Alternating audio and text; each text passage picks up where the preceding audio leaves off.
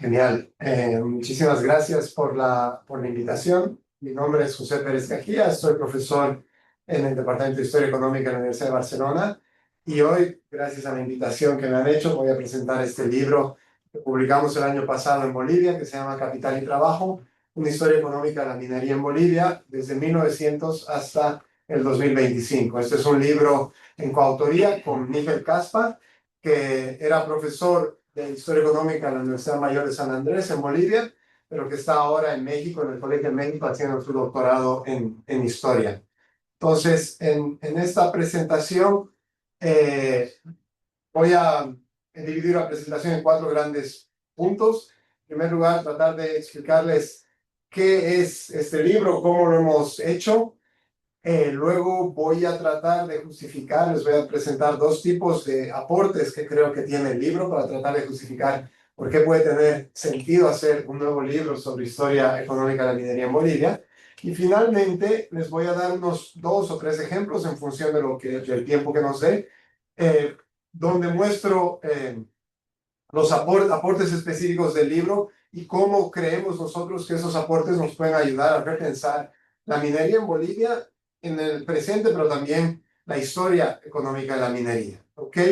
Entonces, déjenme comenzar con esta primera parte que les decía, tratar de entender qué es el libro y cómo lo hemos hecho. En primer lugar, el libro es un libro, es una síntesis. Lo que busca es tratar de ofrecer a un público especialista, pero también a un público amplio, la historia económica de la minería en Bolivia, desde 1900 hasta el 2025. Y lo hacemos porque creemos que es importante reintroducir al sector minero en el debate, tanto historiográfico como económico, sobre las perspectivas económicas y políticas del país. El libro sale en un momento que creemos que es crítico para la minería en Bolivia y para la minería en el mundo. En términos globales, las tensiones geopolíticas que vivimos cada día hacen que la demanda por determinados minerales se incremente, hay una pugna por minerales estratégicos y cuestiones que creíamos que no las íbamos a volver a ver, estamos presenciándolas de nuevo, ¿no es cierto? En muchos aspectos nos volvemos a situar en el siglo XIX. Entonces, eso por un lado, en términos globales. En términos de Bolivia, Bolivia a partir del año pasado vive un cambio de ciclo económico y de ciclo político y de ciclo económico. Y la minería, entonces, en este cambio de ciclo político, la minería va a ser sin duda objeto de cambios legislativos y de debate. Pero lo que nosotros queremos hacer con este libro es precisamente brindar insumos que ayuden a repensar el rol que la minería puede jugar en el caso boliviano. Porque Bolivia está condenado, entre comillas, a ser un país minero. Yo soy un amplio defensor de la importancia de superar el extractivismo, de pensar en la diversificación, pero no podemos ser ingenuos. Hay ventajas comparativas y Bolivia siempre va a jugar con sus recursos mineros. Entonces, ¿cuál ha sido el primer paso en la elaboración de este libro? Al ser un libro de síntesis, el primer paso es tratar de ver qué es lo que se ha hecho antes. Y aquí hay un elemento que es fundamental, cuando uno compara la historiografía económica en América Latina, cuando compara la historiografía económica boliviana con la del resto de América Latina, Bolivia está atrás, ¿ok? No hay la suficiente evidencia en el caso boliviano para entender cómo ha evolucionado la economía boliviana. Hay debates o hay obras que se mantienen estancadas desde los 80s, desde los 90s. Pero dentro de este rezago relativo, no hay duda de que la minería es uno de los sectores que más atención ha traído en términos de historia económica. Entonces, hay tres obras que a nosotros nos han servido de guía en la elaboración de nuestro libro. La primera es un artículo que salió en este libro que se llama Bolivia en el siglo XX, un artículo producido por Rolando Jordán Pozo, donde precisamente ofrecía las líneas maestras que ayudaban a entender la evolución de la minería en Bolivia. Yo en particular soy muy querendón de este artículo porque es un artículo que yo empecé a leer cuando estaba comenzando a estudiar economía y para mí fue fundamental a la hora de marcarme qué es lo que yo quería hacer. Luego, a principios del siglo XXI van a salir dos libros. En 2003, este libro de Roberto Álvarez, Desarrollo Económico e Histórico de la Minería en Bolivia, y después el 2008 este libro Minería Boliviana, su realidad. Estos dos libros hacen un poco lo que nosotros queremos hacer en este libro, que es básicamente tratar de mostrar, ofrecer una síntesis que ayude a entender la evolución del sector, ¿ok? Ahora bien, estos dos libros son libros que ya han sido publicados hace bastante tiempo, ¿no es cierto? Estamos hablando del 2013 y del 2008. Entonces, en ese sentido, creemos que había oportunidad para superar. Podíamos aprender de estos libros, pero también había que superar. Entonces, en esta idea de recopilar la evidencia disponible con la que contamos, lo primero que teníamos que hacer era revisar las obras clásicas. Y en el caso de la historia minera boliviana, hay algunos autores que son muy importantes y que no pueden estar ausentes del debate. Por un lado tenemos a Antonio Mitre, por ejemplo, que ha trabajado sobre la historia de la minería tanto durante la segunda mitad del siglo XIX con la explotación de plata, como durante el siglo XX con la explotación de estaño. También tenemos la obra de Manuel Contreras, que ha trabajado particularmente el siglo XX y viendo desde haciendo un análisis de la minería boliviana desde el cambio tecnológico. Entonces, obviamente teníamos que revisar a los clásicos para ver cómo podíamos guiar nuestro trabajo, pero también creíamos que era importante incorporar a las nuevas contribuciones. Y cuando hablamos de incorporar a las nuevas contribuciones, en el libro hemos hecho un esfuerzo muy, muy importante por tratar de poner todo, entre comillas, ¿no es cierto? Nunca se puede poner todo lo que se ha producido, pero hemos hecho un esfuerzo muy importante por introducir en el debate obras que se han producido tanto en Bolivia como en el extranjero en la última década, ¿ok? Por ejemplo, tenemos aquí el libro de John Hillman, o tenemos este libro editado por Spen Stoll y colegas, y la idea entonces era tratar de traer a Bolivia, porque eso también es otro problema a veces en Bolivia. No hay una conexión, bueno, en Bolivia y en muchas partes del mundo, ¿no es cierto? No siempre hay conexión entre lo que se hace en el resto del mundo y lo que se sabe en términos locales. Y también era tratar de recuperar lo que se ha escrito en Bolivia y sobre todo en la carrera de historia. En la carrera de historia en la Universidad Mayor de San Andrés, en La Paz, se han producido tesis de licenciatura muy interesantes sobre la minería boliviana. Muchas de estas tesis de licenciatura han terminado siendo libros. Por ejemplo, aquí tenemos el libro de Luis Oporto, o tenemos este libro sobre Mauricio Hochschild, hecho por Carlos Tenorio. Entonces, realmente, el primer paso fue hacer un esfuerzo muy importante a la hora de sistematizar lo que se ha hecho y tratar de ofrecer alguna síntesis de la propuesta de estos diversos autores. Ahora bien, por supuesto que no nos podíamos quedar en eso, ¿no es cierto? Un nuevo libro de historia de la minería en Bolivia no podía ser solo un libro de síntesis de lo que se ha hecho. Más aún ahora que ChatGPT te puede ofrecer este tipo de ejercicios. Entonces, el segundo paso que fue muy importante a la hora de designar a la hora de pensar nuestro trabajo, fue tratar de incorporar toda la evidencia cuantitativa que se tenga disponible. Quiero destacar que no somos los primeros en hacer esto. Hay libros, incluidos los libros que les comentaba previamente, pero sobre todo este libro de Gómez de 1978 y la colección de libros de Peñalosa, que realmente hicieron un esfuerzo sistemático por incorporar series de largo plazo para entender la evolución de la minería en Bolivia a lo largo del tiempo. Nosotros lo que hacemos es revisamos y recuperamos estos aportes previos, pero también introducimos evidencia cuantitativa que fue trabajada por nosotros para otros trabajos, ¿ok? Diferentes papers, artículos o capítulos de libros en los que trabajamos y tratamos de unir toda esta evidencia cuantitativa. ¿Y por qué contar con evidencia cuantitativa puede ser útil? Puede ser útil por diferentes motivos. Por un lado, porque nos puede ayudar a repensar ideas que están afincadas en el imaginario boliviano, ya sea en la academia, pero también en el imaginario popular. Las series cuantitativas nos puede ayudar a contrastar información. No quiero decir que las series, al ser cuantitativas o los números sean más objetivos que la historia narrativa, ¿ok?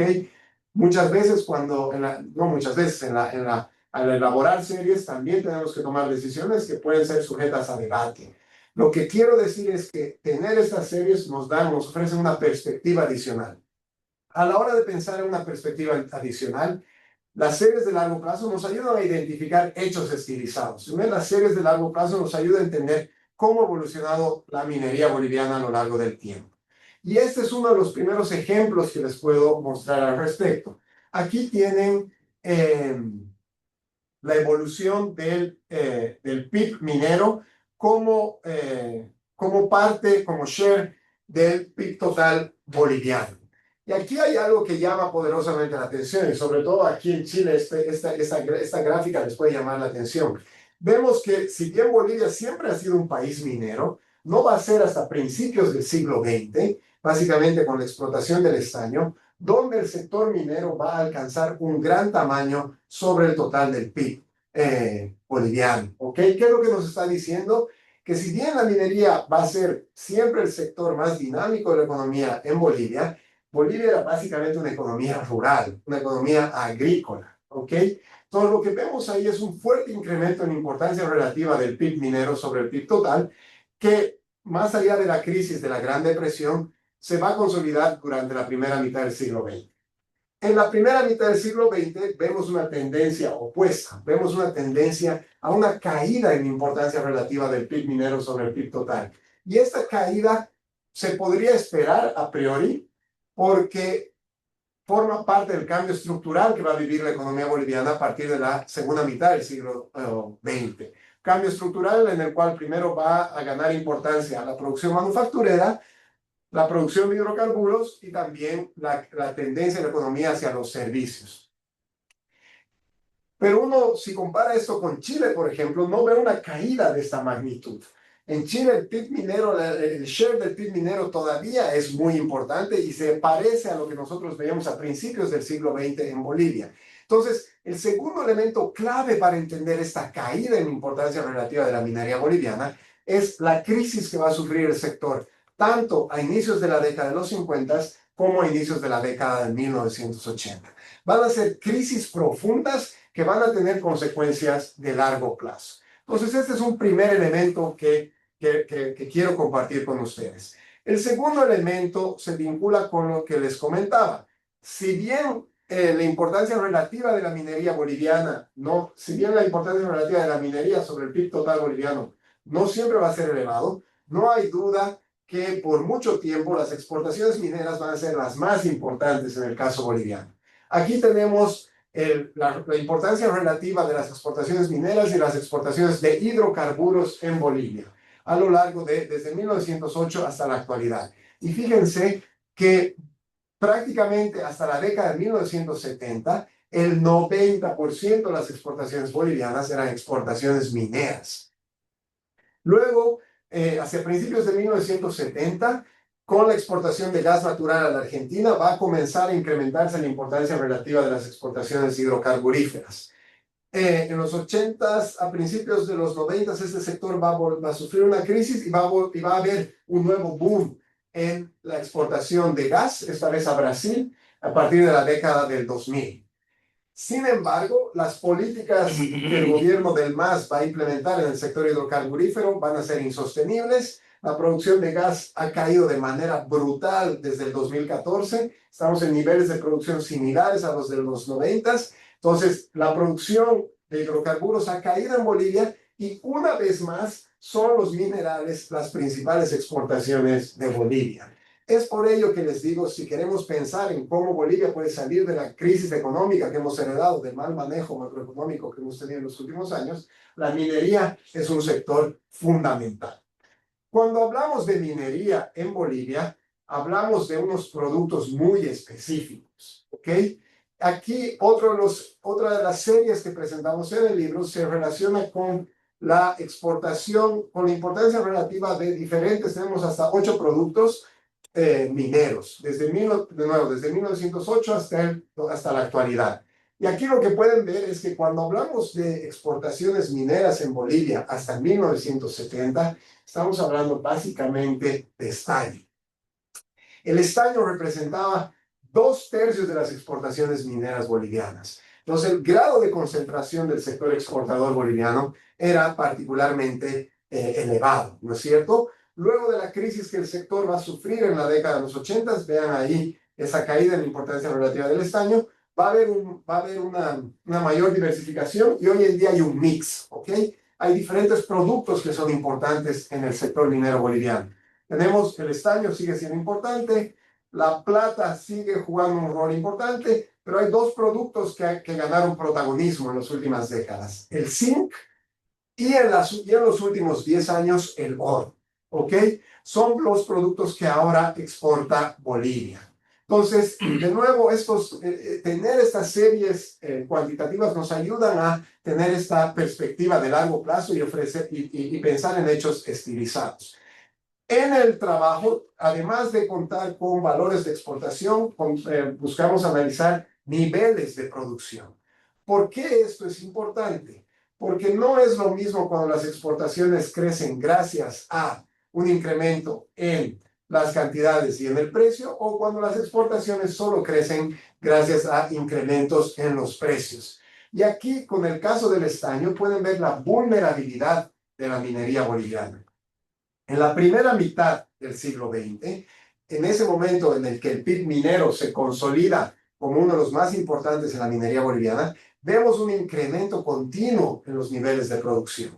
Y en realidad, en 1929 se van a alcanzar los niveles récord de producción de estaño. Bolivia no ha podido superar nunca el récord de 1929. Y después va a haber una caída, una tendencia a un empeoramiento en los niveles de producción. Pero fíjense qué va a pasar en la década de los 70. En la década de los 70 va a haber un estancamiento en los niveles de producción de estaño. ¿Por qué esto es importante? Porque vemos que las exportaciones de estaño van a vivir un súper incremento en la década de los 70. Pero este súper incremento en las exportaciones de estaño en términos de valor estaban básicamente jaloneadas o explicadas por un incremento de precios. ¿Por qué esto es importante? Porque nos muestra una vez más la vulnerabilidad del sector minero boliviano. No solo es que exportábamos, que tendíamos a concentrarnos en un solo producto, sino es que para entender la suerte de este producto, lo más importante no era la cantidad que se producía, sino la cotización en los mercados internacionales. En este sentido, no es una sorpresa que cuando el precio internacional del estaño se va a derrumbar en 1985, la minería del estaño y la minería en general en Bolivia va a sufrir una crisis profunda que nos ayuda a entender esa caída en importancia relativa de la minería. Y lo mismo va a pasar en los últimos años. Fíjense, durante el boom de materias primas, un incremento brutal en las exportaciones de estaño, pero no un incremento similar en cuanto a los niveles de producción. Entonces, tenemos este tipo de series para el estaño y para otros productos, ¿ok? También nos importa entender dónde se vendían estos minerales. Y aquí hay una fuente adicional de vulnerabilidad. Este es el destino de las exportaciones bolivianas entre 1912 y 1962. Y fíjense que las exportaciones bolivianas se concentra en un mercado, básicamente en Gran Bretaña, y cuando hay guerras mundiales, Estados Unidos entra como socio comercial, ¿ok? La gran diferencia entre la Primera y la Segunda Guerra Mundial es que mientras en la Primera Guerra Mundial, cuando se acaba la Primera Guerra Mundial, Gran Bretaña recupera su anterior protagonismo, luego de la Segunda Guerra Mundial, Estados Unidos va a seguir manteniendo por un tiempo la compra de minerales bolivianos. Pero de nuevo, fíjense, por ejemplo, en la década de 1930, el 80% de las exportaciones bolivianas, que son básicamente minerales, se destinaban a Gran Bretaña. Entonces, esto es una fuente adicional, un dato adicional para entender la vulnerabilidad de la minería boliviana. En los últimos años, además de haber una diversificación de productos, hay una diversificación de mercados. Bolivia forma parte de la economía global. La economía global está viviendo un cambio en el centro de gravedad desde Europa hacia el Pacífico, desde Europa, desde el Atlántico de Estados Unidos hacia el Pacífico. Y fíjense aquí cómo la importancia relativa de Estados Unidos que está aquí, o de Inglaterra, o de Europa Occidental, ha caído. Y en los últimos años, más bien la importancia relativa de las exportaciones hacia Asia se ha incrementado de forma notoria. En específico, cuando hablamos de las exportaciones de oro bolivianas van básicamente a la India y a los Emiratos Árabes Unidos. Entonces, son estos tipos de datos los que presentamos en el libro porque creemos que nos ayudan a sistematizar la historia, a resumir, a sistematizar la historia de la minería en Bolivia. Sin embargo, creemos que ese era un aporte interesante, pero tampoco era del todo novedoso en la medida que ya habían habido esfuerzos anteriores para hacer esto. Entonces, el segundo aporte fundamental que tiene este libro se vincula con el marco analítico, con la forma en la cual entendemos o tratamos de analizar la evolución del sector en Bolivia. Y para ello lo que hacemos es introducir la bibliografía que ha analizado la historia del sector desde una perspectiva más política y social.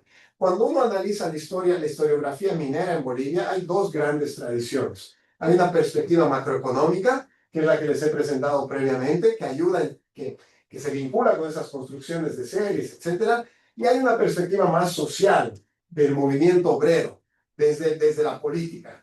El problema es que esas dos tradiciones no han dialogado, han tendido a caminar por caminos paralelos. Entonces, lo que nosotros pensamos es que era importante hacer un diálogo entre ambas tradiciones. ¿Y por qué?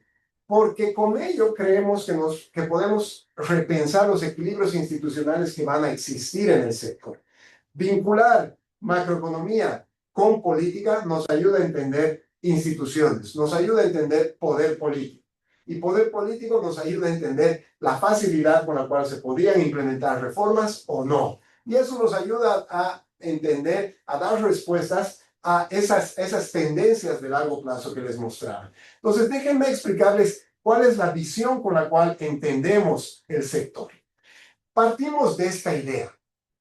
En Bolivia, hasta el día de hoy, en América Latina diría en general, pero en Bolivia esto está muy presente, hay una tendencia a pensar que la historia de los minerales, la historia minera o la historia de los hidrocarburos es una historia que está determinada por el poder de los grandes grupos mineros. Hay esta idea de que plantea que lo que hacía el Estado boliviano en la década de 1920 o en la década de 1930 era básicamente lo que determinaba Simón Patiño, uno de los grandes productores mineros bolivianos. Entonces, en obras como, por ejemplo, la de Juan Albarracín Millán, puede ser que estoy sobresimplificando, pero no es difícil encontrar este tipo de citas.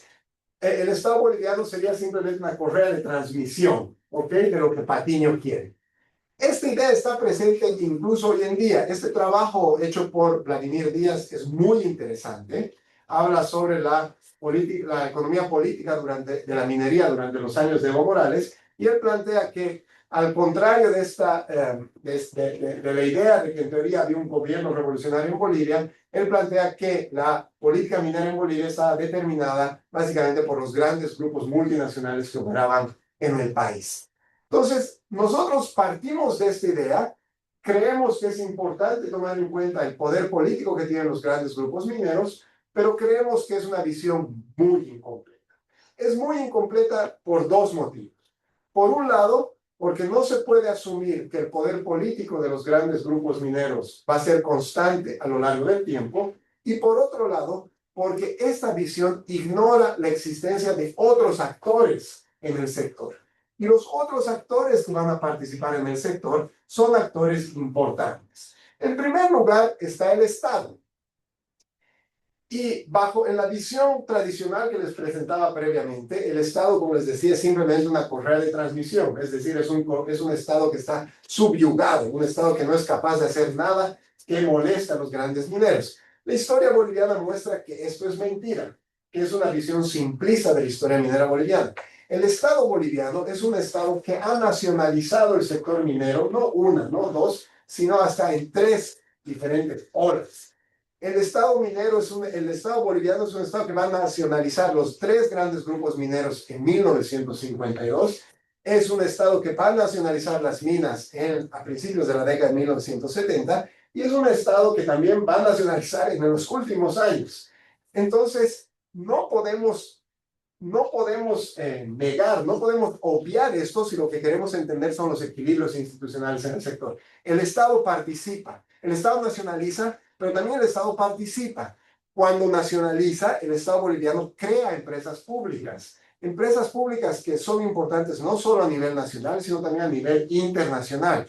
Cuando se nacionalizan los tres grandes grupos mineros, Bolivia crea la Comibol, la Corporación Minera de Bolivia.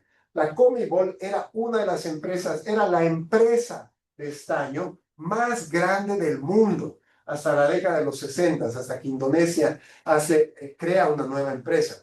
Entonces, el Estado tiene que estar presente en nuestra historia. Si lo que queremos entender es la evolución de los equilibrios institucionales, el Estado tiene que estar presente. Pero hay otros actores que también tienen que estar presentes y son los trabajadores mineros. La historia del sector en Bolivia no se puede entender sin los trabajadores mineros. En Bolivia, la nacionalización de 1952 no es resultado de la iluminación de unos dirigentes políticos. La nacionalización de las minas de 1952 es básicamente el resultado de la presión de los trabajadores mineros.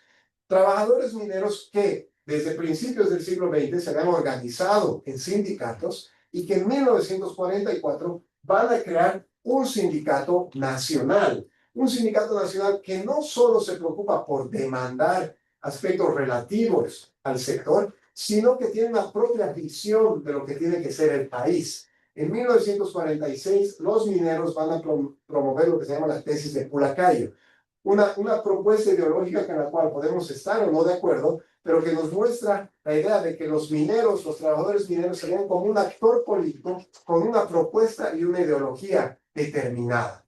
Los trabajadores mineros en Bolivia van a jugar un rol tan importante que los cientistas políticos en Bolivia hablan de que en diversos momentos de la historia del país hay un poder dual, un poder que es compartido entre el presidente del Ejecutivo y el presidente de la Central Obrera Boliviana. Eso va a pasar en los primeros años de la Revolución de 1952, va a pasar antes del golpe de Estado de Banzer y va a pasar cuando se va a recuperar la democracia en Bolivia. Entonces, de nuevo, recuperando la idea que les decía previamente, no podemos negar que los grandes grupos mineros tienen poder económico y que pueden usar ese poder económico en términos políticos, pero no podemos ignorar el rol que van a jugar estos otros actores. Y en el caso de Bolivia, y en particular hoy en día, además de los trabajadores mineros, hay otro grupo de trabajadores, que son los cooperativistas mineros. Las cooperativas mineras son una forma de organización para la explotación de minerales.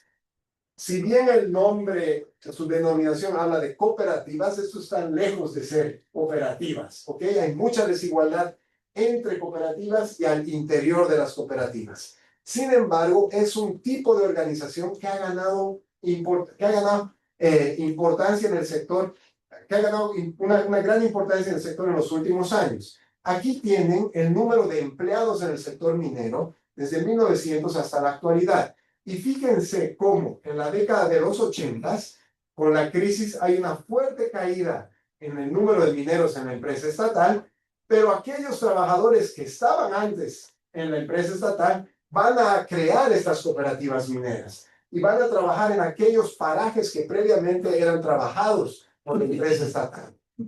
Y entonces, el número de empleados, si bien va a haber una crisis muy fuerte en el sector en la década de los 80, el número de trabajadores totales en el sector, en términos generales, se va a quedar más, va a mantener cierta estabilidad. Más aún, con el boom de materias primas que se va a vivir desde el 2003, va a haber un incremento brutal en el número de cooperativistas mineros. Es más, las exportaciones de oro que hace Bolivia hoy en día no están en manos de grandes multinacionales. Las exportaciones de oro que hace Bolivia vienen básicamente de estas cooperativas mineras. Entonces, de nuevo, todo esto nos muestra que hay una multiplicidad de actores que juegan en el sector y que no pueden ser ignorados si lo que queremos entender son los equilibrios políticos que hay en el sector. Bajo esta idea, bajo la consideración de que hay diferentes grupos, diferentes actores políticos cuya importancia política va a cambiar a lo largo del tiempo, ofrecemos este marco analítico para entender la evolución del sector. ¿Cuál es la idea de este marco analítico? El punto de partida de este marco analítico es que Bolivia es una economía pequeña y abierta al resto del mundo. Al ser una economía pequeña y abierta al resto del mundo, es una economía susceptible o vulnerable a los shocks internacionales. Entonces, el punto de partida de nuestro análisis son determinados shocks en mercados internacionales y algunos en la política boliviana. Y lo que nosotros tratamos de entender es cómo estos shocks en los mercados internacionales se transmiten en términos de producción y en términos de los actores que producen esos minerales. Por ejemplo, en la década de los a principios del siglo XX va a haber un incremento en el precio del estaño, hay un shock. Lo que nosotros queremos ver es cómo ese shock se transmite o no en términos en incremento, en variación de la producción. Pero queremos entender también quién se encarga del incremento de esa producción, porque hemos visto que hay diferentes actores en el sector. Y a la hora de entender quién se encarga de esa producción, creemos que hay tres variables que son fundamentales a entender. La ley del mineral, la infraestructura y la tecnología disponible y el capital necesario. Déjenme darles un ejemplo. El 2003 o actualmente, hoy en día, Trump está haciendo locuras con la política monetaria, todo el mundo se está refugiando en el oro. Hay una demanda por el oro. ¿Cuál es la particularidad del oro? Que el oro, el valor unitario del oro es muy elevado. Eso significa que el valor unitario del oro es muy elevado. Además, el oro en Bolivia está disponible en los ríos. No se necesita de mucha inversión. Entonces, eso significa que son muchos los actores que pueden operar en el sector. Al contrario, ¿qué va a pasar con la minería de la plata en 1870? La minería de la plata vivió una crisis desde el último periodo colonial. Entonces, eran necesarias fuertes inversiones de capital para superar esa crisis. ¿Quiénes podían superar esas fuertes restricciones de capital? Pocos actores. Entonces, o lo mismo con el estaño. Al principio va a haber un incremento en el precio del estaño. La ley del mineral del estaño era tan elevada al principio, la pureza del estaño estaba en torno al 50%. Entonces no era necesario ni siquiera refinar ese mineral, se exportaba de forma directa. Eso significa que una multiplicidad de actores podían entrar en el sector. Otra gran ventaja que va a tener la minería del estaño es que previamente se había invertido en capital humano y en capital y en ferrocarriles. Con ello se abarataban los costos. A medida que va a pasar el tiempo, no obstante, la riqueza del mineral va a caer y se van a hacer necesarias mayores inversiones de capital. Es así que cuando hay un nuevo shock de precios en la década de los 30, no van a ser muchos actores los que van a poder los que van a poder responder ese shock, sino más bien pocos actores, los que tenían el suficiente capital para invertir en el sector. Entonces, fíjense cómo lo que nosotros tratamos de entender es cómo un shock se traduce en incrementos en niveles de producción y en variación de la importancia relativa de los diferentes actores, en una mayor o menor concentración que pueda haber al interior del sector minero. Ahora bien, esa mayor o menor concentración del sector minero tiene implicancias políticas, porque todos aquí sabemos que los actores que tienen mayor poder económico tratan de usar su mayor poder económico para influir en la arena política, ¿no es cierto? Entonces, la siguiente parte de nuestro análisis es tratar de entender cómo el cambio en los niveles de producción y en importancia relativa de los actores se traduce en un cambio en la importancia política de los actores. Y para entender este cambio en la importancia política de los actores, analizamos el poder político de jure, pero también el poder político de facto. Déjenme hacerles un ejemplo para cada una de estas arenas. Por ejemplo, cuando Patiño gana, se hace cada vez más importante en la minería boliviana, lo que va a hacer Patiño es invertir en lo que se denominaba la rosca. Entonces se acusa a Patiño de que compraba diputados en el Parlamento boliviano. ¿Ok? Entonces trata de influir en el debate político de jure. Pero también lo podía hacer a través de su poder político de facto. Cuando Patiño veía amenazados sus intereses, presionaba a los presidentes bolivianos y les decía, o los seducía, les decía, yo te puedo dar un crédito y a cambio de este crédito tú me congelas estos impuestos. Entonces Patiño podía usar eso. Pero esto no es exclusivo de Patiño. Los cooperativistas mineros han hecho lo mismo. Los últimos ministros o viceministros de minería en Bolivia provienen del sector cooperativista. Es decir, los cooperativistas mineros invierten recursos para ganar poder, influencia política en la política de jure. Pero los cooperativistas mineros también usan el poder político de facto. Cuando el gobierno boliviano ha tratado de incrementar los impuestos sobre el oro en Bolivia, los cooperativistas han empezado a hacer marchas a lo largo y ancho del país. Han empezado a poner dinamitas en La Paz y fruto de esta presión, las diferentes tentativas de incrementar impuestos sobre el sector han tenido que ser anuladas. Entonces, lo que les quiero mostrar es que lo que a nosotros nos interesa es la transmisión entre shock en la economía internacional, cambios en la producción minera, cambios en la importancia relativa de los actores, cómo esos cambios en la importancia relativa económica de los actores se traducen en cambios en la importancia política de los actores. Y esos cambios en la importancia política de los actores generan equilibrios políticos, equilibrios institucionales, en los cuales dominan unos actores o en los cuales el poder está compartimentado entre diferentes actores. ¿Y por qué esto es importante para entender el sector? Porque este equilibrio institucional genera los incentivos necesarios o genera un tipo de incentivos que son necesarios entender para saber si tiene sentido reinvertir en infraestructura y en tecnología o si vivimos en un equilibrio institucional que es muy frágil, probablemente los actores lo que van a tratar de hacer es más bien guardar sus recursos y tratar de explotar lo que tienen. ¿Ok? Entonces lo que hacemos en el libro es entender la evolución de la minería boliviana bajo este marco analítico. Y en el libro ofrecemos estos y en el libro identificamos, perdón, estos 7 diferentes equilibrios institucionales. Uno a principios del siglo XX, otro durante la década de los 20, uno entre 1930 y 1951, el 52, etc.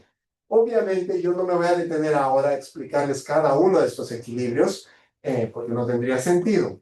Pero más bien les voy a dar algunos ejemplos para que vean el tipo de información que mostramos y cómo este tipo de información que mostramos nos puede ayudar a repensar la minería, la evolución de la minería en el caso boliviano.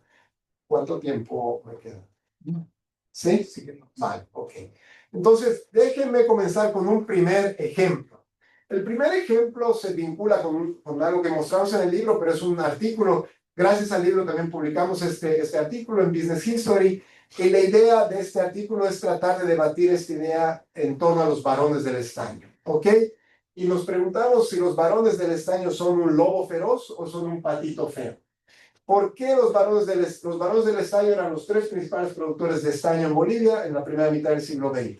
¿Por qué el lobo feroz? Porque esa visión tradicional sobre la minería boliviana nos habla, ¿no es cierto?, de estos 3 grandes productores que eran capaces de imponerse sobre el Estado, sobre los intereses de los trabajadores. El Estado boliviano hacía lo que el Estado boliviano hacía lo que estos mineros querían.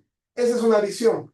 Al contrario, nosotros pensamos que no negamos que los varones del estaño pudieron ser a veces un lobo feroz, pero también planteamos la idea de que en realidad muchas veces los varones del estaño eran un patito feo.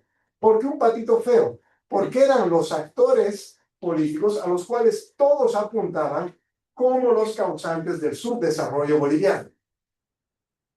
Los varones del estaño eran el chivo expiatorio usado por una multiplicidad de actores políticos para explicar las limitaciones de la minería boliviana. Entonces, bajo esta hipótesis analizamos la evolución de poder económico y poder político en Bolivia entre 1850 y 1950. Lo primero que mostramos es que realmente son lobos feroces, ¿ok? Esto es la producción de estaño en Bolivia en 1929 y fíjense la enorme concentración que hay. Ya en 1929, antes de la Gran Depresión, el 60% de la producción de estaño boliviano estaba en las manos de Patiño. Otro actor importante era Aramayo y en la década de los 20 comienza a agarrar fuerza Hoshi. Luego de la Gran Depresión, esta concentración en pocos actores, en pocos productores, va a empeorar aún más. ¿Por qué? Por lo que les comentaba previamente.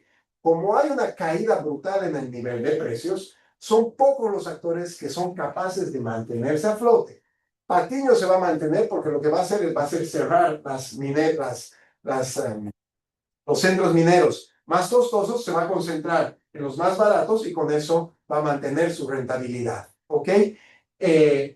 Patiño no va a tener problemas de flujos de caja. Entonces, Patiño lo que va a hacer es usar sus flujos de caja para comprar pequeñas propiedades mineras. Entonces, entre los 30 y los 50, el poder de estos lobos feroces se va a incrementar aún más.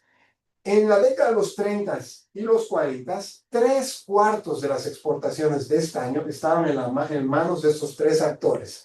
Eso quiere decir que al menos la mitad de las exportaciones bolivianas estaban en manos de estos tres actores. Eso quiere decir que al menos el 10% del PIB boliviano estaba en manos de estos tres actores. Eso es tener poder económico. Ahora bien, ese poder económico no se traslada automáticamente a poder político. Y esto es algo que planteamos en el libro y en el paper. Para entender esto, para entender cómo se transmite poder económico en poder político, hacemos diferentes análisis. Déjenme concentrarme aquí en el caso de los impuestos. Estos son los impuestos mineros, que siempre los impuestos son un indicador útil para entender los equilibrios políticos. Y aquí lo que ustedes pueden ver es cómo históricamente la carga tributaria sobre el estaño va a ser muy baja en las primeras décadas del siglo XX, ¿ok? Hasta 1914, 15 va a ser baja, luego de la Primera Guerra Mundial van a tratar de incrementarse, y luego, al principio, una vez que se acaba la Primera Guerra Mundial, el Estado boliviano va a sufrir una gran crisis fiscal, y fruto de esa crisis fiscal va a buscar recursos en el extranjero, va a ir a buscar a endeudarse en el extranjero. Y los prestamistas internacionales le van a decir al Estado boliviano, ok, yo te presto plata, pero tú me tienes que cobrar más impuestos, porque con el flujo de impuestos que tú tienes es imposible que me pagues la deuda que te estoy dando. Entonces, fruto de la presión internacional, las autoridades bolivianas van a incrementar los impuestos en general, pero sobre todo sobre el sector minero. Y vemos aquí este pico que va a haber en la presión tributaria sobre la minería. Frente a este intento del Estado boliviano de incrementar impuestos, los productores mineros bolivianos se van a organizar. Van a crear lo que se llama la Asociación de Industriales Mineros. ¿Y qué es lo que van a hacer? Van a hacer lobby para que el Estado boliviano no haga nada. Pero sobre todo va a ser Patiño el que va a convencer al Estado boliviano para que no haga nada. ¿Y cómo va a convencer Patiño al Estado boliviano? A través de uno de los mecanismos de que les comentaba previamente. Patiño le va a decir al Estado boliviano: necesitas plata para construir ferrocarriles. Tú quieres llegar a Sucre porque en Sucre tienes problemas regionales. Yo te doy esa plata. Yo te transmito, yo te doy los recursos que tú necesitas. Pero ojo, a cambio me congelas los impuestos mineros. En los 5 años tú no puedes tocar los impuestos mineros. Y el Estado boliviano acepta. Entonces aquí vemos cómo estos lobos feroces son lobos feroces económicos y son lobos feroces políticos. En la década de los 30 y los 40, esto ya no va a ser el caso.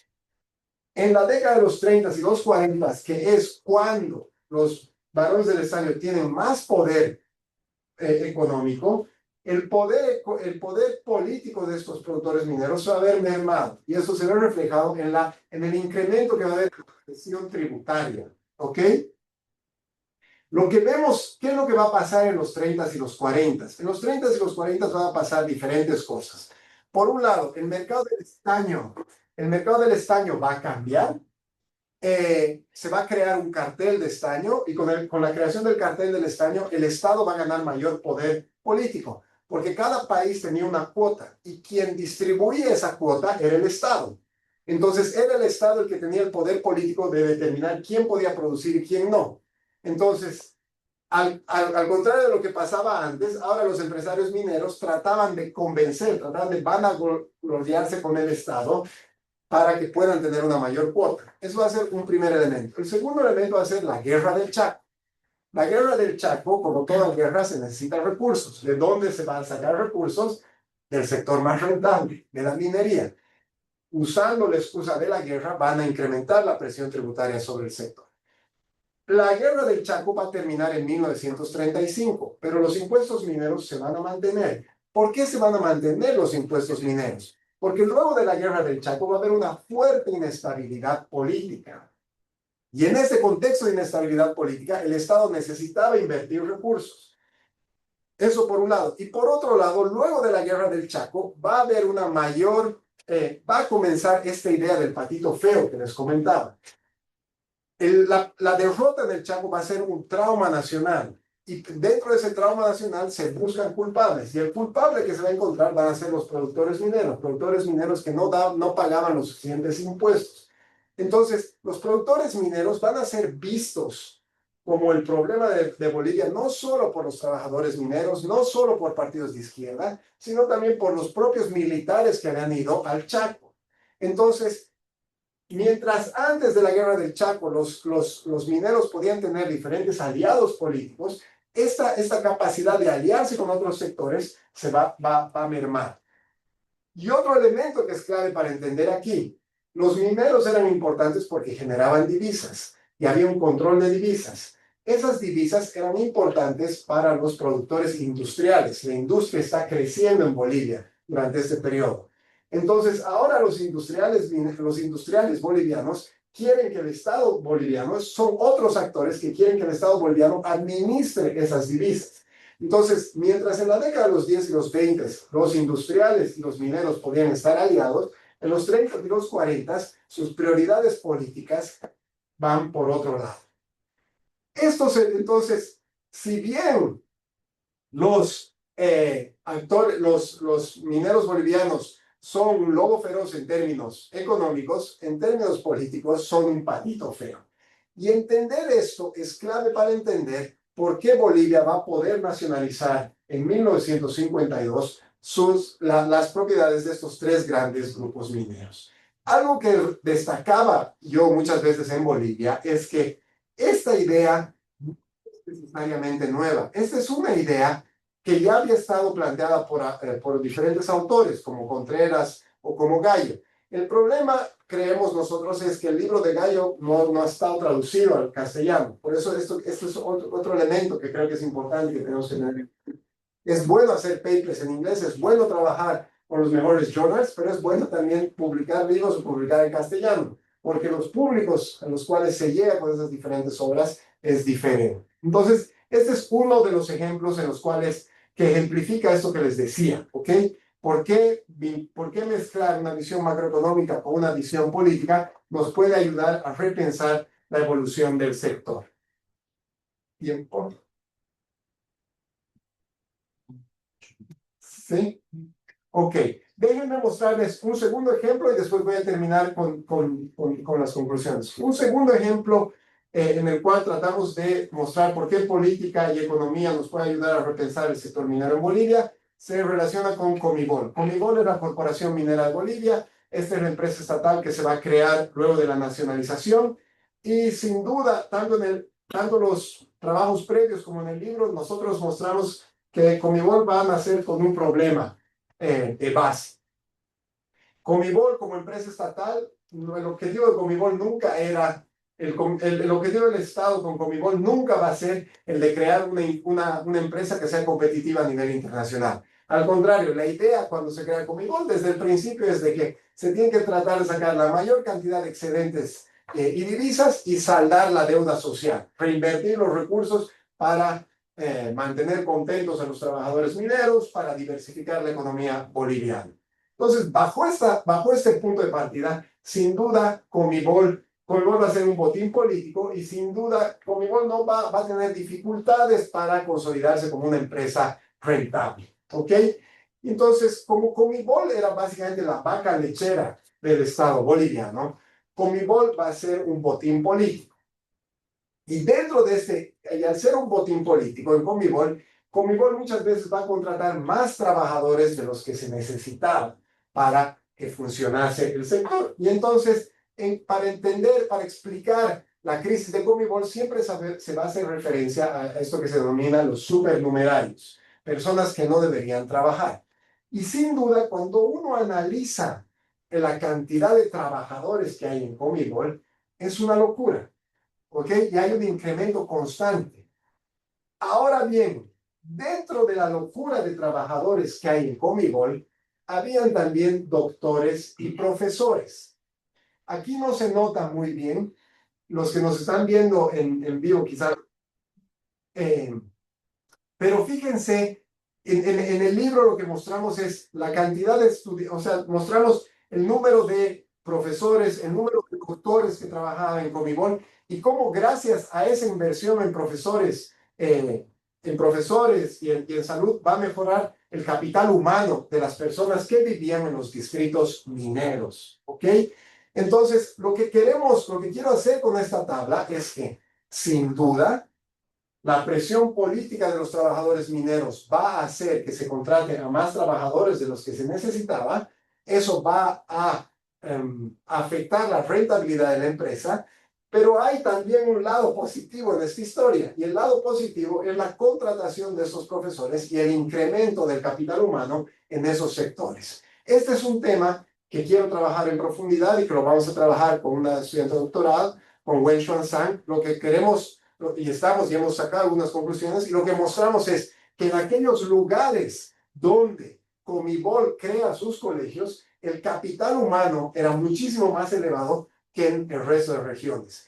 La calidad de la educación en estas regiones era mucho más elevada que en otras. Por ejemplo, la repetición o el abandono era mucho más bajo en estos lugares que en el resto del país. Obviamente, esta es una historia positiva, pero que acaba trágicamente, porque al ser una empresa que no es rentable, cuando hay la crisis en la minería internacional, toda esa historia bonita se acaba, ¿ok? Entonces, pero de nuevo, ¿cómo presión política nos puede ayudar a repensar la evolución del sector? ¿Ok? Esto creemos que es importante en términos económicos, en términos de acumulación de capital humano, pero también es importante para entender la forma en la cual los bolivianos recuerdan Comibol. Cuando uno viaja por los distritos mineros, en los distritos mineros siempre se piensa en Comibol como una gran empresa. ¿Por qué? Porque las personas que vivían en esos distritos mineros recibían estos servicios. Entonces creo que esto es importante, ¿ok? Entonces, no tengo tiempo para explicarles este tercer ejemplo. Simplemente déjenme terminarles que nosotros somos conscientes o partimos de la premisa de que todo lo que acabo de decirles puede ser equivocado, que podemos estar en lo incorrecto, pero de lo que sí estamos seguros es que podemos reintroducir el debate en torno al sector minero en el país y en la región en su conjunto. Entonces, otra particularidad de este libro es que hemos hecho una base de datos. Los datos que les mostraba están disponibles de forma abierta para cualquier investigador. Entonces, cualquier investigador puede contrarrestar las propuestas que nosotros tenemos. Esta base de datos está disponible en mi página web. Ustedes entran aquí a Data y aquí tienen una primera versión de lo que sería esta base de datos en torno al sector minero en Bolivia, que abarca desde principios del siglo XX hasta la actualidad. En la base de datos, como les decía también en algún momento cuando comenzaba mi presentación, a la hora de hacer bases de datos hay que tomar decisiones lógicas, ¿sí? Y algunas de estas muchas veces son arbitrarias. En la base de datos ustedes van a ver, hemos tratado de ser lo más puntillosos posible para detallar cuáles son las decisiones metodológicas que nosotros hemos tomado. Y esta es simplemente la primera versión de nuestra base de datos. Sus observaciones, el que ustedes trabajen con nuestra base de datos, nos va a ayudar a identificar fallas y poder construir nuevas bases de datos, nuevas versiones de la base de datos en el futuro. Entonces, ya que he hablado casi una hora, déjenme terminar aquí. Les agradezco por la invitación y estoy abierto a sus comentarios, preguntas, críticas que puedan tener. ¿Okay? Muchas gracias. En primer lugar, muchas gracias por la presentación. La verdad, el tema lo encuentro bastante interesante, sobre todo porque de Bolivia, creo que en temas de historia económica latinoamericana siempre queda un poco fluido y creo que son, no solamente por el peso histórico que tuvo, pero las partes un poco más marginales, quizás de Latinoamérica, creo que pueden informar bastante en el funcionamiento general de la región, porque muchas veces hay más similitudes que lo que uno podría pensar. Ahora, quería hacer solamente una pregunta más bien puntual. Pero los grupos de interés que tú describiste, como afectando un poco el desarrollo del sector minero, básicamente fueron voz que están muy formalizados por el Estado. Los grandes empresarios o los trabajadores sindicalizados, me imagino que son los que te referías, y el Estado propiamente tal. Por eso quería saber si es que, o sea, en primer lugar, cuál es la importancia de la informalidad que hay en el sector minero y si es que existen mecanismos de presión, de influencia que tienen esos grupos sobre el mismo sector. También podría ser, no sé si las mismas cooperativas son organizaciones informales o no. Creo que ahí hay un espacio como de, para saber qué tanto de esto es gente que efectivamente están integrando circuitos económicos del Estado, de los impuestos, del mercado propiamente tal, y no en formas, digamos ajenas de, de funcionamiento económico. Eso. Gracias. Sebastián primero. Sí. Después te vamos a hacer. ¿Tengo que revisar la pregunta de inmediato, ¿no? Sí, por favor. Ya, ok, bueno, agradecer primero al profesor, un saludo a la distancia a todos los que están en la reunión el día de hoy. Mi pregunta va un poco parecida igual a la que realizó el profesor anteriormente. Cuando hablamos de la minería, sobre todo en Bolivia, y también en el caso puntual en Perú y en Brasil, se habla bastante de la minería ilegal. Y hay bastantes desafíos respecto a eso porque, y como el profesor también postulaba, la minería es una gran fuente de desarrollo para el país, en este caso Bolivia, pero también hay varios grupos organizados que desde fuera, ¿no?, de los márgenes del Estado, eh, explotan, quieren, digamos, trabajar este espacio que es minero, ¿no? Y bueno, yo leyendo ahora las noticias, hay grupos de pueblos indígenas que también están en riesgo de desaparecer por ello. Entonces, desde la historia económica, profesor, ¿cómo usted o cómo nosotros podemos analizar este fenómeno que también me parece que son bastante pertinentes, sobre todo por supuesto, para Bolivia, pero también para la región, ¿no? Así que, bueno, y en segunda pregunta, pero prefiero mucho más leerlo, porque usted entraba también realizando mencionaba también el problema del extractivismo. Me parece que ahí también están como estos dos problemas un poco anidados, ¿no? Pero eso era mi consulta. Y el mío es muy breve en realidad, es retomar una lámina del PPT que no alcanzó a hacer expuesta por la falta de tiempo, es sobre la industrialización de los recursos naturales. Si fuera posible ser profundizado en ello. Perfecto, se me escucha bien, ¿no? Sí. Pues hoy la verdad que las preguntas están vinculadas. Entonces, respecto a la informalidad, yo creo que la pregunta es muy importante. Y ahora hay algunas cositas teóricas y otras desde la historia económica que quisiera comentar. Desde el punto de vista teórico, como Bolivia, esto a veces desde Chile no se entiende o desde otros países de América Latina, pero Bolivia es una economía supremamente informal, ¿no es cierto? El 70%, según los indicadores que se usan, entre el 50 y 70% de los trabajadores están en el sector informal. Ahora bien, a la hora de entender informalidad, no es una variable dicotómica. Esto es algo que creo que es clave. No es eres informal o eres completamente informal o eres formal. Hay unos grises al interior y eso creo que es muy importante tomarlo en cuenta. Eso se vincula un poco con lo que se me preguntaba también con la ilegalidad. Informalidad no necesariamente es sinónimo de ilegalidad, ¿ok? Ahora bien, esos actores vienen desde el sector informal, muchas veces son ilegales y muchas veces se mantienen en la informalidad y muchas veces tratan de obtener algunos elementos que les den formalidad. Por ejemplo, algo que es clave en Bolivia es el asocianismo, ¿no es cierto? Entonces, puede ser que estas empresas no paguen impuestos, no paguen, vayan a unos parajes donde no han recibido permiso, etcétera, pero también puede ser muy probable que tengan su personería jurídica, ¿ok? Porque eso les permite consolidarse como cooperativas y eso les permite pedir cosas, ¿ok?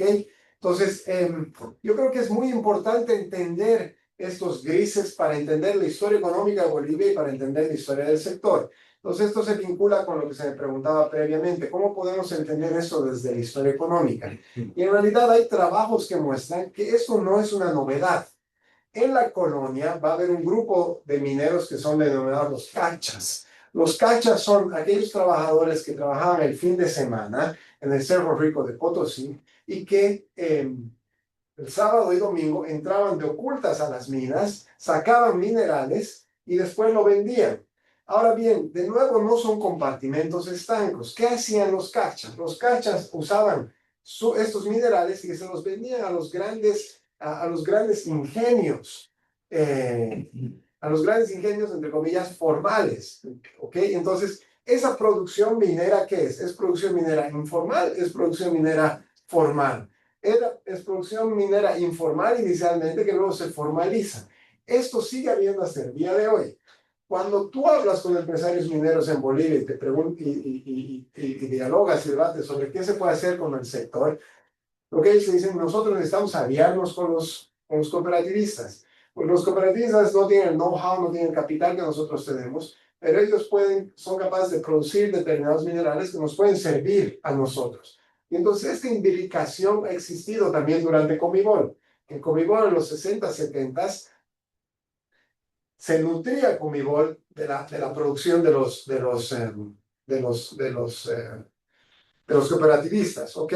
Ahora, otro elemento que quisiera resaltar es que informalidad y legalidad no necesariamente se vincula con estancamiento o con estancamiento. Hay un nuevo libro de Rosana Barragán, un libro súper interesante sobre la historia de la mita en Bolivia, que repiensa la historia de la mita. Rosana es muy crítica con la perspectiva neoinstitucional.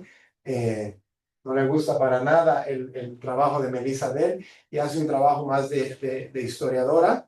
Yo no soy tan pesimista, no soy tan pesimista como Rosana, pero el libro Rosana es muy bueno y ella muestra cómo para entender la recuperación de la minería boliviana en el la recuperación de la minería potosina en el siglo XVIII, la producción y el trabajo de los cachas es súper importante. Entonces, de nuevo, esto nos ayuda a repensar cuáles son, cómo entendemos estas clasificaciones que usamos, ¿ok? Ahora bien, yo estoy de acuerdo con lo que planteaba Sebastián. Esto tiene implicancias políticas que pueden ser muy problemáticas, ¿no es cierto? Si pensamos en el presente y si pensamos no solo en el contexto boliviano, sino en el contexto sudamericano, sin duda que hay nuevos grupos que están adquiriendo poder político y grupos en los cuales es difícil hacer cosas. En Brasil, el PCC, los carteles vinculados más a la explotación de drogas, es decir, al narcotráfico, están presentes en la explotación de oro en la Amazonía. En Bolivia también son narcotraficantes los que explotan, pero son también estas cooperativas que tienen este carácter menos claro, ¿ok? Pero de nuevo, esta idea de que la minería te puede ayudar a consolidar grupos políticos, grupos que tengan un poder político diferente a los demás, es algo que también ya ha estado presente en la historia boliviana.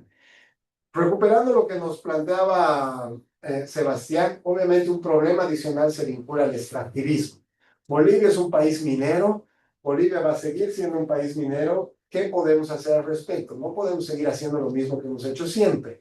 Y eso se vincula con la pregunta que tú me hacías, la industrialización de los recursos naturales. Y yo creo sinceramente que aquí estamos con un problema conceptual grave. Yo creo que para la historia política y económica del país ha sido muy importante lo que ha pasado en Bolivia desde el 2006 en términos políticos, porque son nuevos actores que han accedido al poder y eso es clave para la democratización del país, para repensarnos como país, pero yo creo que desde el punto de vista económico ha sido un fracaso. Y parte de ese fracaso se vincula con la falta de imaginación y la falta de pensar respuestas alternativas a los problemas que vivimos. En el caso de la minería y la industrialización de los recursos naturales, lo que los gobiernos del MAS han tratado de hacer es básicamente lo que el gobierno del MNR hizo en la década de los 60 y de los 70. Construir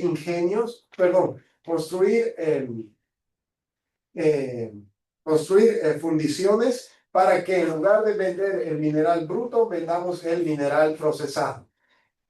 Eso puede tener sentido pero es sumamente simplista.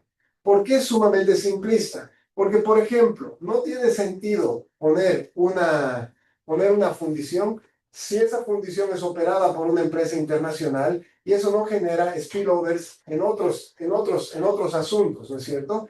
Y hay un elemento que yo creo que es fundamental entender, y esto es algo que vengo yo resaltando hace bastantes años. Tenemos que la propuesta que yo tengo es olvidémonos de la industrialización de los recursos naturales. La industrialización de los recursos naturales es básicamente el mecanismo para conseguir lo que tenemos que hacer. ¿Y qué es, desde mi perspectiva, lo que tenemos que hacer? Es introducir conocimiento en la explotación de los recursos naturales. ¿Y cómo la explotación de recursos naturales nos puede ayudar a crear conocimiento propio y que ese conocimiento propio después se vaya a otros sectores? Esto es algo que hemos debatido de forma intensa con Christian Dupuan en el libro que hemos hecho, en el cual comparamos las historias de los países nórdicos y los países andinos.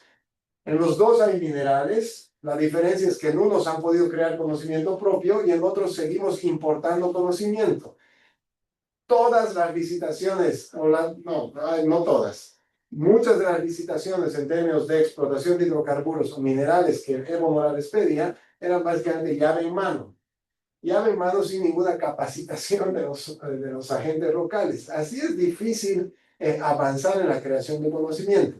Se trató de crear conocimiento propio en la explotación de litio, pero aquí se cometieron errores que también son de básico. Se copió la tecnología que se hace en el desierto de Atacama para explotar litio, con una gran diferencia, que creo que no es menor. El desierto de Atacama es la región más seca del mundo. El litio boliviano se encuentra en el Salar de Uyuni, donde en determinadas épocas del año llueve de manera brutal.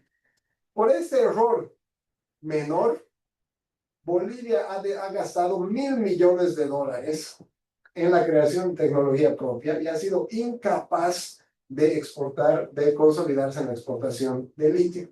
De nuevo, porque yo creo que estamos atrapados en debates que vienen desde los 50 y que no hemos sido capaces de ofrecer una perspectiva alternativa. Entonces, para salir del extractivismo, y en el caso del sector minero, yo creo que lo que es importante es pensar cómo podemos crear externalidades en términos de conocimiento y cómo crear clústeres mineros. Y esto no es un sueño irrealizable. Ustedes aquí tienen clústeres mineros, tienen empresas que proveen servicios, tienen un capital humano que desarrolla el sector. En Perú también pasa lo mismo. En el caso brasileño también tenemos diferentes empresas e historias exitosas. En el caso boliviano creo yo que estamos muy lejos de esta situación. Bien, vamos a una segunda ronda. Y yo ahora me inscribo por una pregunta a Luis, Miguel, y alguien más. Y Patricio. Bueno, comenzamos. Yo tengo pregunta, porque claro, uno se olvida la naturaleza del producto y los mercados, cómo funciona un mercado. Para cada producto, porque todos tienen, el mercado funciona muy distinto, dependiendo de la naturaleza, la electricidad. Nosotros estamos acostumbrados a que el cobre ha experimentado como principal producto de exportación minero o metálico, ha experimentado una pendiente de mayor cantidad de usos. Se ha multiplicado los usos para el cobre.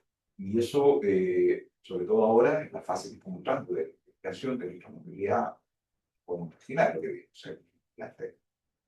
Pero a mí me quedó la sensación, y quisiera preguntarle a José, que, y no recuerdo, ignorancia, bueno, puede dejar sobre el estaño, pero me da la impresión de que esa curva que tiene de caída tan fuerte, el estaño, más allá de que sin duda deben haber problemas de oferta, o sea, todo lo que estamos mencionando, soñación, delirio, digamos, nacionalista y todo lo que más, pero fuera de eso, tiene que haber problemas de demanda. O sea, porque no se puede entender cómo de una manera tan brutal fue cayendo la demanda de, o sea, cómo cayó tanto la producción.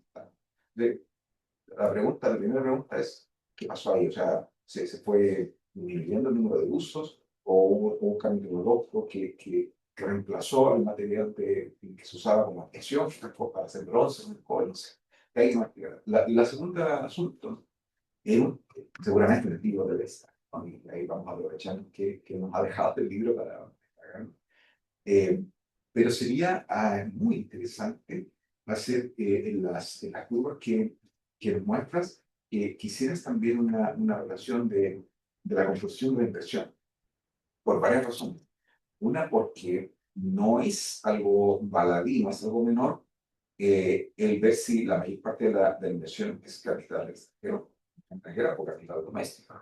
Y aquí lo que yo veo, más allá de todas las críticas que se le hagan a la Rosa y a la tríada de Patiño, a Mario y Jorge, es que fueron en general capital doméstico, fueron empresarios que de un modo u otro se sintieron bolivianos, se quedaron a trabajar en Bolivia, que se aprovechaban, ya sabemos por los feroces, pero eso es una diferencia muy importante, porque la mayoría de las experiencias de la minería latinoamericana se centran en inversión extranjera, o sea, el caso de Chile es impresionante, o sea, la libre porque buena parte de inversión no solo británica, sino que de todos lugares, y luego, ¿para qué hablar de la pobre, digamos, cuando quieren gobiernar, cuando cambian todos los culturales? Entonces, en nuestro caso, muy diferente. Pero si uno ve esto en lo de México y lo de Perú, se da cuenta que en general es inversión extranjera. Por lo tanto, cuando estos tipos, voy a hacer un poco de abogado del diablo, de los lawfers. Yo soy constantemente abusado de eso porque Eso te sitúa de una manera distinta, en una atmósfera institucional distinta, porque si tú sientes que estás levantando tú, con tu esfuerzo, con tu capital, tu conocimiento, la forma como te vinculas con el gobierno no es la misma por la cual se vincula una empresa multinacional extranjera de como un país, que tiene que muchas veces acudir simplemente a la corrupción para comprar favores. En cambio, el inversionista local juega con otra. Entonces, yo creo que sería bueno hacer un alcance sobre cómo evoluciona la composición. O sea, me queda claro que después esto se convierte en cooperativas y todo eso, pero llama la atención la caída total de la producción. O sea, eso no puede ser solo por problemas locales, tiene que haber un problema global. Y lo último o sea, es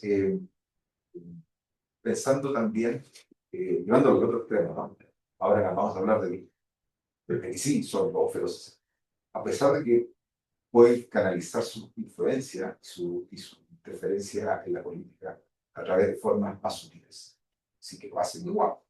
Y compran presidentes o ponen directamente ministros o logran votaciones concretas para leyes concretas de una manera mucho más brutal que la que pudiera hacer la América. Así que son esa pregunta y estas vienen de Luis.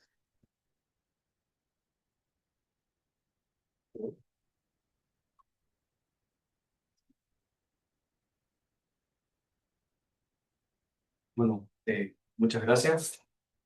Presentación. Sí, bueno, yo igual tengo unos comentarios un poquito parecidos a lo que decía el profesor Matos. Y bueno, me di cuenta que, a ver, no estoy seguro bien en la presentación, pero creo que uno de los grandes ausentes, creo yo, en el problema también son las relaciones con el mercado mundial. Yo siempre le doy harto énfasis a esa cuestión. O sea, me di cuenta que está la distribución geográfica de las exportaciones, creo, hacia Inglaterra y Estados Unidos. Pero también yo me preguntaría cuál es el porcentaje de participación de la industria del estaño de Bolivia en relación a la industria del estaño mundial. Entonces, yo creo que eso también debe ser un factor explicativo de estos cambios. Yo no lo disociaría de eso porque en el fondo lo que se presentó acá es como está muy relacionado con las relaciones socioestatales, por decirlo de alguna manera. Pero falta, creo yo, llevarlo a un nivel más e incorporar cómo se ve eso. Y yo creo que eso también le daría como otro vuelto de tuerca a esta dicotomía entre el lobo feroz y el patito feo. O sea, los patitos feos no solamente con respecto a que eran los chivos expiatorios de la sociedad, sino que eran patitos feos porque a lo mejor tienen una posición subordinada en el mismo mercado mundial. Entonces, quizá existe esa doble condición, por decirlo de alguna manera. Eso más que nada. Muchas gracias. Bien, gracias. Y pasamos a Patricio. Ya. Y después responde ya. Bueno, yo quiero hacer 3 comentarios. El primero, celebrar entrega al doctor Pérez Cajías de la Universidad de Chile. Honra a la universidad y honra al Departamento de Ciencias Históricas. Inaugurar Núcleo de Historia Económica y Social con un invitado de esta envergadura. Lo reconoce, pone la vara muy alta. Dentro del mismo comentario, cuando don Oscar me envió la convocatoria a esta reunión, y lo comentamos antes, no pude dejar de pensar en 2 personas que coincidieron en un mismo momento en Santiago, que fueron grandes amigos y que ayudaron mucho por la unidad chileno-boliviana. Un amigo común de Mario mío, Leonardo Jacques Castro, director de Historia de la Universidad de Valparaíso, y durante muchísimos años presidente del Instituto Chileno-Boliviano de Cultura, fallecido lamentablemente muy joven. Tiene a su viuda viva, Elena María Muñizares Guevara, tiene 4 hijos, uno sigue sus pasos. Y cuando Leonardo era presidente del instituto, Bolivia tuvo la suerte de nombrar como cónsul general de Bolivia en Chile a Jorge Siles Salinas, figura máxima de la intelectualidad de nuestro vecino hermano, casado con María Eugenia del Valle Allende, chilena, hermana de Jaime del Valle Allende, decano de la Facultad de Derecho de la Universidad Católica de Chile, que es ministro del Estado. Y el que Bolivia estuviera representada por Jorge Siles Salinas, es rector de la Universidad Mayor San Andrés de Bolivia, y Leonardo estuviera de presidente del instituto. Fue un momento áureo, un momento áureo. Y ellos, si tenían un tema en común, era hablar, como no, de Moreno, que estuvo en Chile, gran bibliógrafo, bibliófilo de Bolivia.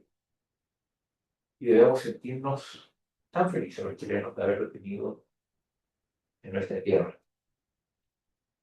Así que viene amacado, viene acompañado por ese recuerdo de estos grandes amigos nuestros que poblaron nuestra juventud, tanto a Jorge como a Leonardo.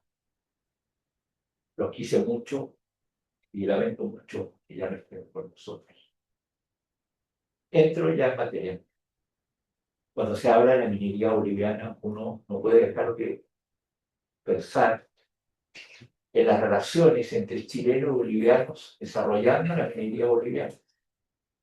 Y hay una figura importantísima, olvidada, pero tan querida, que es don Melchor de Santiago Concha y Toro Zambrano, que desarrolló la sociedad Huanchaca, que fue la plataforma de desarrollo minero boliviano a finales del siglo XIX, que permitió un gran auge para la minería boliviana y que implicó a su vez, por la riqueza que obtuvo en Bolivia, que una enorme labor siguiendo al Papa León XIII por la Reloj Oaro, en términos de motivar un catolicismo de asistencia muy vívida y que tuvo como resultante la creación de poblaciones obreras en Santiago, la famosa de los tres que está en Bellavista, con estos fondos obtenidos de la sociedad de Huanchaca.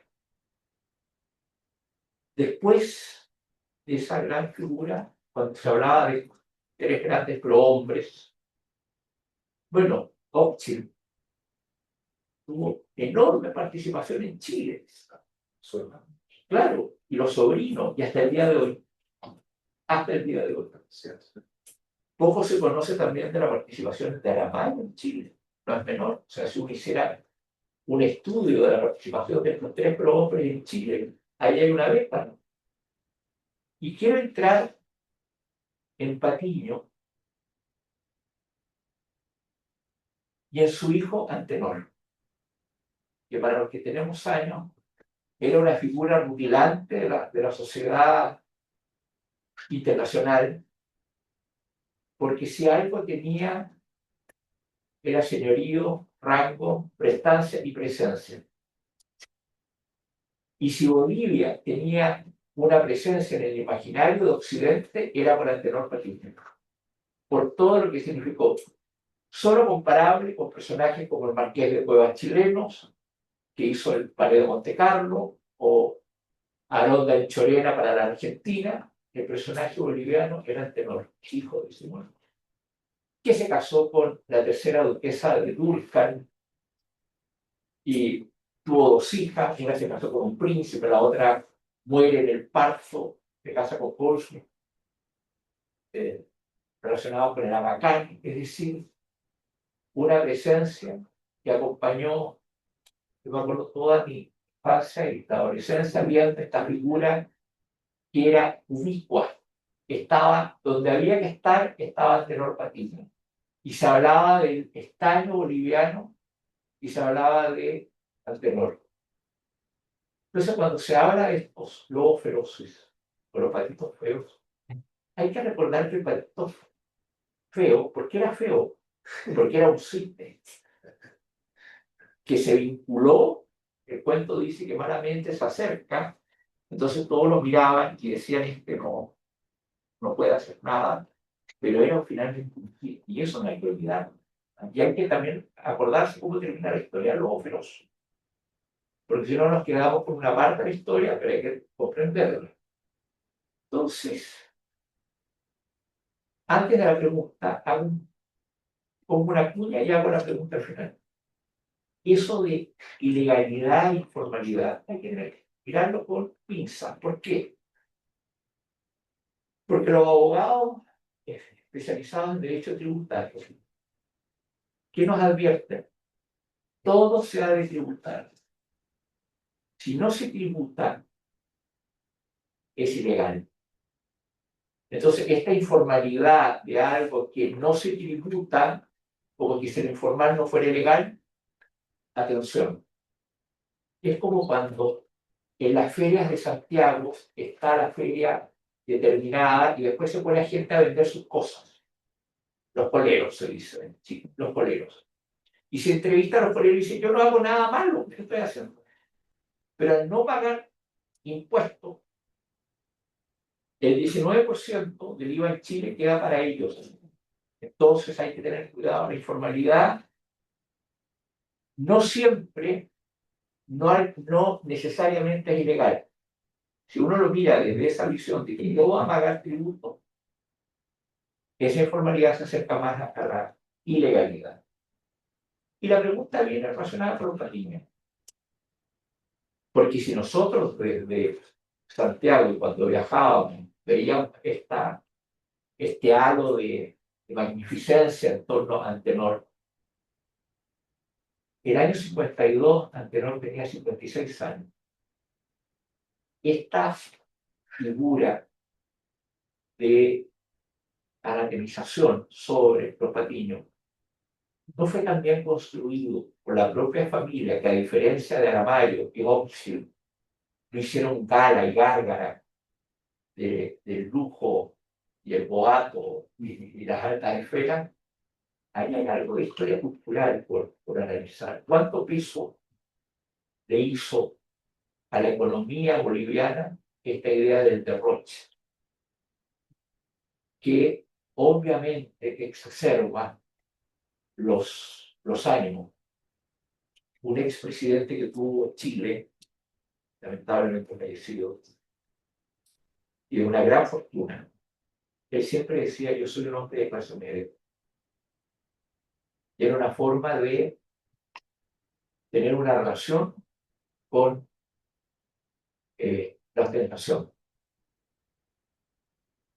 Y yo creo de que si uno lo recoge en aquello, puede entender parte de esta diferencias sociales. Una cosa es que las haya y otra cosa es que se balucen. Porque uno puede ser todo lo rico que el ingenio lo permita, pero de ahí a intentarlo es otra cosa, ¿no? Y eso se hace capaz a los pecados, ¿no? Así es que he hecho el homenaje a Leonardo y a Siles Salinas. Quería escuchar su opinión como boliviano, cómo vivió usted, pese a que es muy joven, ¿no? Pero pese a su juventud, este recuerdo de esa presencia de los patiños en las altas esferas europeas. Vale. Pues, Le damos esta ronda y después creo que Diego quería también hacer una consulta y será bueno ponerla ahora ya mejor y con eso ya ir cerrando o dejamos una última ronda. La incluimos, claro, que no pienso. La incluimos para que no llegue Suárez, no llegue. Diego, por favor, si pudieras hacer la consulta inmediatamente. Gracias, profesor. Bueno, felicitaciones, por supuesto, la charla muy puntual. Dos inquietudes. Uno, ¿qué ha sucedido con la productividad en la industria minera? Y esa relación capital-trabajo, porque disminuye la participación en el PIB, se mantiene elevadísima en las exportaciones, pero me imaginaría, bueno, haciendo un poco esa relación, que ha disminuido también el porcentaje de la población económicamente activa que está dedicada a minería. Entonces, ¿qué ha sucedido con eso? Y número dos, ¿es Bolivia un ejemplo de enfermedad holandesa? Nada más, gracias. No sé cómo lo sabe. ok, pues hay un montón de cosas. Aquí voy a ir mezclando un poco, ¿ok? Porque se van vinculando. En primer lugar, comenzar, sí, yo creo que es importante reconocer la labor de Leonardo Gesso, la labor de historiadores que previamente han trabajado en esta idea de vincular Chile con Bolivia. Yo creo que eso es importante. Yo vengo precisamente de una familia que también ha trabajado en ese sentido. Fernando Cajías, Magdalena Cajías o mi madre, Guadalupe Cajías, han trabajado de forma constante con historiadores chilenos, hablan con historiadores chilenos. Mi tío Fernando Cajías tiene un libro con Eduardo Cavieres, donde vinculan ambos países, y yo creo que he bebido de esa tradición y creo que es fundamental. Pero estás con Chile como con cualquier país latinoamericano porque compartimos problemas, ¿no es cierto? Pero en el caso chileno obviamente tiene una particularidad adicional dada las tensiones que a veces tratan de recuperar. Entonces, agradezco y creo que es importante hacer mención y homenaje a esto, ¿ok? Ahora, respecto a lo de Patiño, un poco quisiera responder a la pregunta que se me hacía previamente. La esfera internacional está súper presente en el libro. Más bien, la esfera internacional es el punto de partida del libro, porque como les decía, son los shocks internacionales lo que nos interesan. Y obviamente ahí la participación de Bolivia en el mercado internacional es clave. En el caso del estaño, y lo mostramos en el libro, el estaño boliviano representa el 20% del estaño internacional. ¿Okay? Hoy en día, Bolivia no es un jugador, no tiene ese peso relativo que tenía con el estaño. Ahora, si bien Bolivia tenía el 20% del mercado internacional, Bolivia no tenía poder de mercado. ¿Y por qué no tenía poder de mercado? Y eso me vincula con lo que tú me decías. Porque el gran problema del estaño es que no es un producto final, no aparece como producto final, es un producto intermedio. Es un producto que se usa en diferentes productos para conseguir algo. En ese sentido, parte de esa caída se vincula a lo que tú decías. En los 40, en los 60 y sobre todo en los 70 se dan innovaciones tecnológicas que lo que hacen es disminuyen la cantidad de estaño que se necesitaba para introducir esto en la cantidad de estaño que se necesitaba para los productos finales. Entonces hay una caída en ese sentido de la demanda de estaño. Pero eso es insuficiente para entender la gran caída que vemos en el caso de Bolivia. El grave problema de Bolivia es los costos de producción asociados al tipo de minería que tiene. La minería del estaño en Bolivia es una minería de beta, es una minería en la cual tienes que entrar a la montaña y eso es sumamente costoso. En cambio, la minería de estaño en el sudeste asiático es una minería que está más bien en los ríos, exacto, y es más superficial. Entonces los costos eran totalmente diferentes. En términos de producción, el disparo que va a recibir Bolivia en la década de los 80 se vincula con la entrada de la China y de Brasil como nuevos productores fundamentales de estaño. Entonces, estoy totalmente de acuerdo en lo que tú dices, que tenemos que tratar de entender cómo cambia la demanda de estaño, pero la incapacidad de la minería boliviana de responder a ese desafío, Bolivia es mucho menos hábil a la hora de responder a ese desafío que otras economías. Entonces, ¿Okay? por lo que entiendo, no es un problema que la demanda del estaño caiga por su de otros productos, sino que Bolivia no fue capaz de seguir jugando. Exactamente, exactamente. Esto quizás se vincula a... Bueno, entonces, respecto a lo del mercado internacional, yo creo que tu pregunta está un poco respondida por lo que se dijo previamente, y eso de los capitales nacionales. Entonces, voy a concentrarme un poco en Patiño. Nosotros ponemos patito feo y lobo feroz porque lo que queremos es exagerar la narrativa, ¿no es cierto? Pero en realidad lo que queremos mostrar es que dejemos de pensar en esos extremos y pensemos que estos son empresarios y como empresarios lo que quieren es ganar dinero, primero mantener a sus empresas y obviamente al ser empresarios nacionales tienen otro tipo de inquietudes. Entonces lo que mostramos en el libro y en trabajos previos es mentira que Patiño no reinvirtió sus utilidades en el país. Hay proyectos en los cuales Patiño quiere reinvertir utilidades en el país. Ahora, lo que nunca podemos dejarnos de olvidar podemos obviar, son dos cosas. Uno, el mercado boliviano es un mercado chiquito. Entonces, Patiño, no tiene sentido que Patiño reinvierta todas sus utilidades, porque el mercado boliviano no va a ser capaz de absorber eso. ¿Ok? Y el segundo elemento es el costo de oportunidad del capital. Patiño podía invertir en Bolivia, podía invertir en todas partes. Entonces, en ese sentido, respecto a lo que se me preguntaba, Patiño no es un actor subordinado en el mercado internacional. Patiño es el actor que determina cómo evoluciona el mercado internacional del estaño. Entonces, el error de Patiño mostrar ese lujo, en parte sí, pero yo creo que no sea exclusivo de Patiño. Yo creo que ese es un problema que tienen muchas veces las élites latinoamericanas, que se creen diferentes que las demás y eso lo único que hace es generar antagonismo con el resto de la población y se sorprenden cuando el resto de la población quiere cortarles la cabeza, ¿no es cierto? Y sin duda no es una actitud inteligente hacer ese tipo de cosas. Ahora bien, también se sobreusa esto y se crean fábulas que están, desde mi perspectiva, lejos de la realidad. Entonces, en el caso boliviano sí que había, en el caso de Patiño hay interés por reinvertir utilidades.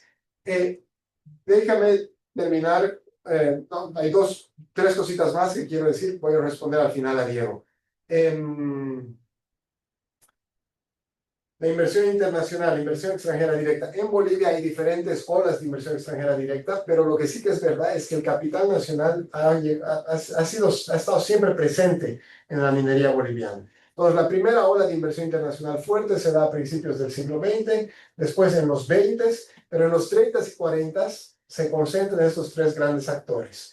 Luego va a ser capital nacional y capital estatal.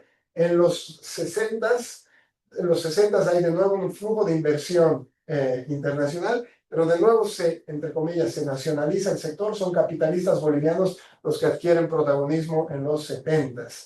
Gonzalo Sánchez de Lozada, también vinculado con Chile, es uno de los actores que va a estar presente y que también después va a ser presidente. Entonces, de nuevo está este vínculo entre poder económico y poder político. Exactamente. Vivió en Chile. Exactamente.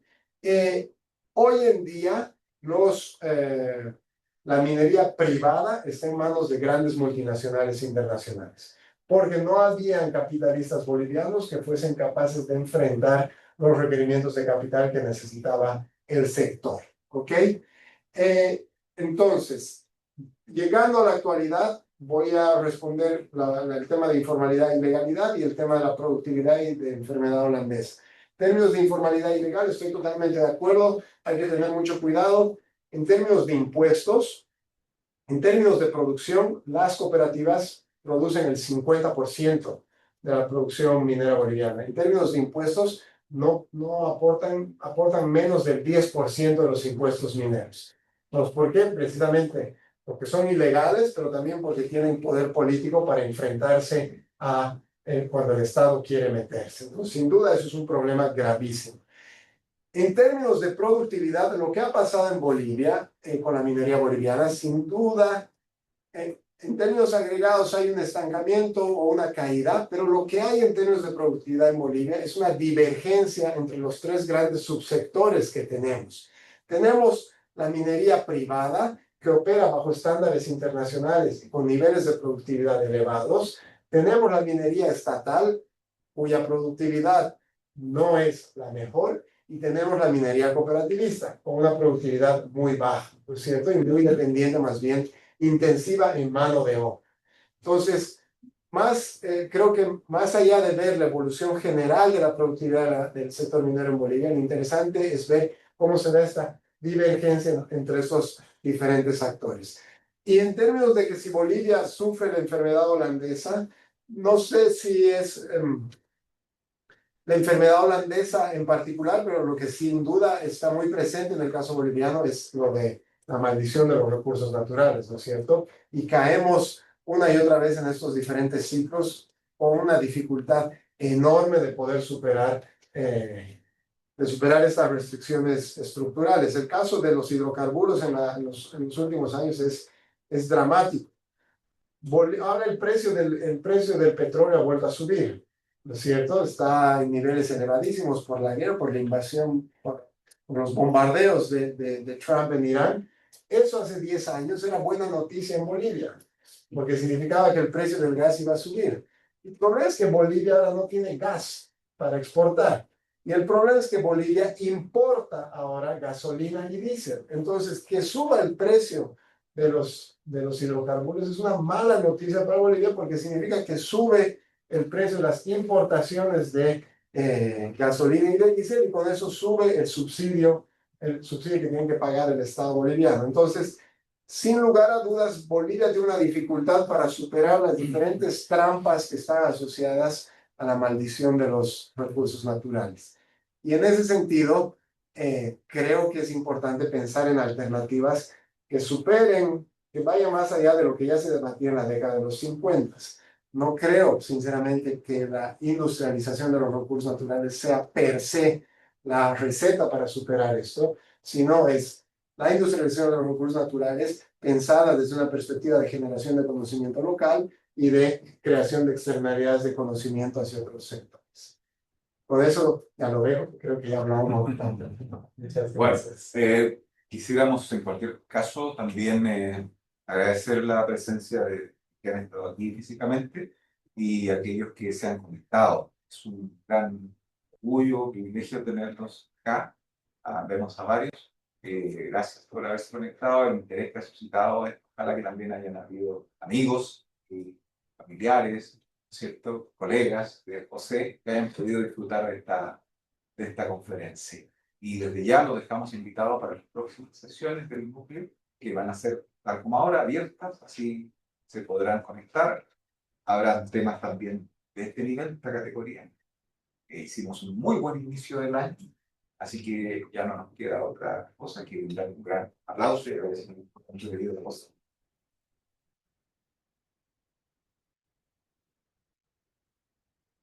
Muchas gracias. Muchas gracias por la invitación. Para estar de estar aquí. Y repito, el libro está disponible de forma abierta, las bases de datos están abiertas, úsenlas y critíquenos, que eso nos va a ayudar. Okay. Gracias. Te regalaré Muchísimas gracias.